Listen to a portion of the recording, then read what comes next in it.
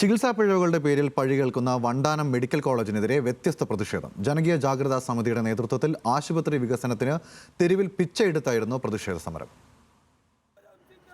Alappuzha medical കോളേജിലെ അപര്യാപ്തതകൾ പരിഹരിച്ച വികസന പ്രവർത്തനങ്ങൾ പൂർത്തിയാക്കുക എന്ന ആവശ്യമുയർത്തിയായിരുന്നു ജനകീയ ജാഗ്രതാ സമിതിയുടെ നേതൃത്വത്തിൽ ഭിക്ഷാടന സമരം സംഘടിപ്പിച്ചത്. ആശുപത്രിയിലെ പോരായ്മകളെ സംബന്ധിച്ച് medical college superintendent, principal, Alappuzha ജില്ലാ കളക്ടർ, ആരോഗ്യവകുപ്പ് മന്ത്രി എന്നിവർക്കും നവകേരള സദസ്സിലും നിവേദനങ്ങൾ നൽകിയെങ്കിലും യാതൊരു നടപടിയും ഉണ്ടാകാത്ത സാഹചര്യത്തിലാണ് സമരം. സാധാരണ നമ്മൾ ആശുപത്രിയിൽ പോകുന്നത് ചികിത്സ തേടിയാണ്.